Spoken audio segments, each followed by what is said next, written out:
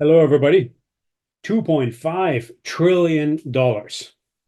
That is an enormous jump of Nvidia's valuation just today, or slightly above, in fact, based in large measure on a tripling of revenue, as well as a very large deal with Dell Computers and a stock split at a ratio of 1 to 10. It's also emblematic of our expectations for artificial intelligence because NVIDIA is incredibly well positioned at the foundation of that cognitive economy, that cognitive revolution. And in fact, a lot of companies are starting to show tremendous results applying large language models, such as 50% quality increases in certain tasks completed, 10x to 100x speed increases in getting those tasks completed, and 7 to 55% of productivity increases.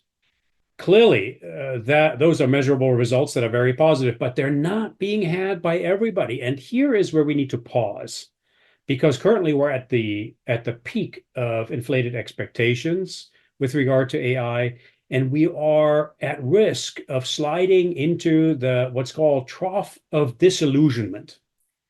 What that means is that essentially buyers of AI are not seeing the right ROI, and that is happening right now. There are too many companies which are experimenting with large language models, not seeing the right returns, and in fact, considering halting those experiments. When that happens, they stop buying solutions, AI solutions, and investors stop investing in AI solutions. Clearly, that would not be a good thing given how much money is already invested and given how much potential is behind these AI solutions. Just consider the emerging horizon of the agent economy. Currently, we're transforming large language models into large action models. Those are LLMs that can actually accomplish series of tasks chained together to achieve much more holistic accomplishments and holistic task sequences. We are also seeing multi-agent models starting to emerge. Those are different types of LLMs that can actually find each other in an emerging agent economy, qualify each other, contract with each other, collaborate with each other, instruct each other, and get different types of tasks done that are complex constellations of tasks in a bigger problem set.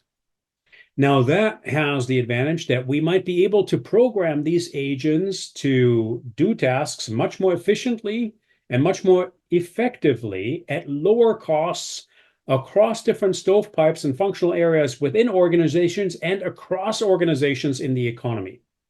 Clearly, that cuts out a lot of bureaucracy and politics and transaction costs. So the vision here is very compelling.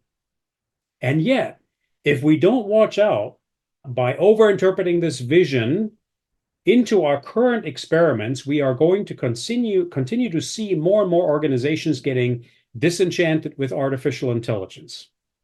What's the recipe against that then?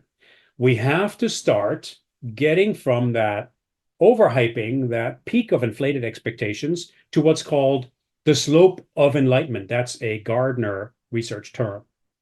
What that means is we have to start converting our assumption that these models can do everything and anything without tying them to key performance indicators, KPIs, or objectives and key results, OKRs, in our organization that are tied back to commercial strategies, whether on a product basis, on a business unit basis, or on a corporate strategy basis. So we have to get real about slicing off very narrowly defined objectives for these models that meet discrete pinpoints that we have identified and measured. That is tedious, yes, but it is sound business.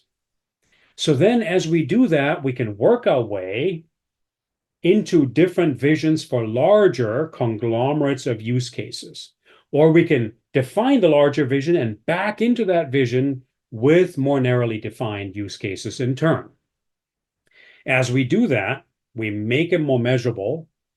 We play in our sandbox as we experiment, We make every grain of sand measurable, every grain of sand that we use to build a larger solution. That's point number one. Point number two is that we have to make those solutions robust and resilient against external forces. Number one, geopolitics.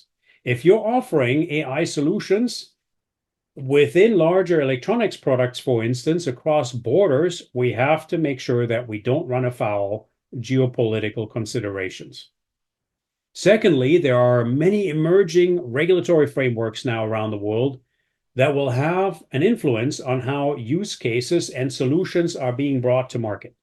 And thirdly, we have to take into account multi-stakeholder governance to make sure that we don't violate the dignity and agency and privacy of different stakeholders for our solutions. As if that weren't enough, we have to make sure that we have the right organizational culture that supports a data-driven organization, meaning you have to make sure the right people get the right decision rights, the right training to handle and manipulate data that fuels AI. Sound complex? Sound like a lot? Yes, it is. It's difficult. But look, we're aiming at a step change in both human and economic growth. So it's worthwhile putting some thinking into the path. And there are pathways with discrete tools and frameworks. So don't despair. Just be really focused and really disciplined and avoid your CFO chopping your head off when these experiments go awry.